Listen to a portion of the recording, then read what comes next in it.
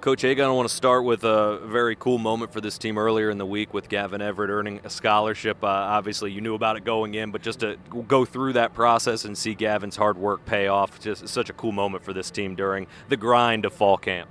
Great moment, a pure moment where really nobody but the coaching staff had any idea what was going to happen, and you can just see the emotion out there, kind of catching Gavin off guard, and then the whole team just erupting into pure joy, very, very excited.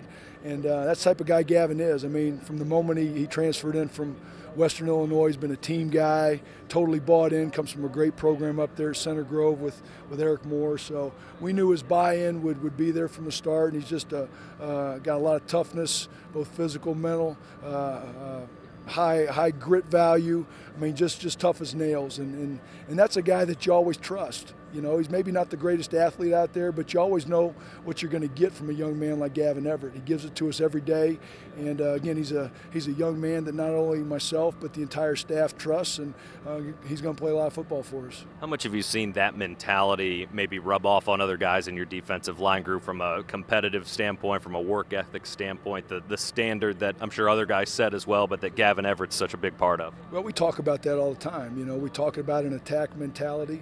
We talk about a physicalness and then a relentlessness from our effort level, and those are three areas that again, we talk about every day, and Gavin epitomizes those things. And I tell him, I was like, look, just because you're a walk-on transfer doesn't mean you can't be a great leader in our room, and I expect him to be that kind of guy. He's maybe not the most vocal guy, but he'll grab a young guy, around the shoulder and pull him aside and let him know certain things, and that certainly helps the building process with the young people in our room. Your defensive line group seems to be one of the deeper position groups on this team. How much does that benefit just the things you're able to do from the defensive line? Well, it allows us to kind of play to our strengths, and that's, rolling people. We've got some good players, but I don't think we have anybody in our room that we want to put out there for 60 or 70 snaps. I just don't think we're going to be effective playing that way. So you've got to build the depth, you've got to build the accountability, and we've been able to do that. And I do think we have more guys in that room that can play this year versus the past two seasons. Now, those snaps just aren't given. Those guys got to go out there and earn those snaps, and some guys will get more than others. And that's what we talk about as well, is everything that you get here is earned. And so there's a tight accountability, there's a high care factor, there's guys leaning on each other, helping each other out, and that's how we're going to be effective. Coach Jacob Robinson's had so many snaps over his career now, one of the elder statesmen, if you will, from that defensive line group. How have you see him try and take his game to the next level? Well, just continuing to be a playmaker. I think he took a step last year.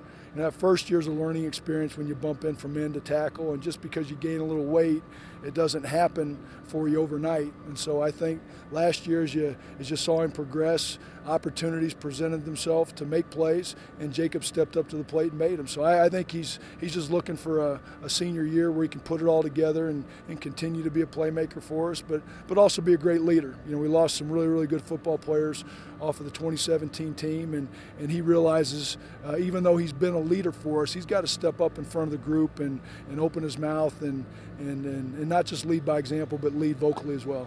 Finally, Coach, what do you look for tomorrow as you scrimmage against offense, defense, as you start to make the switch into game preparation?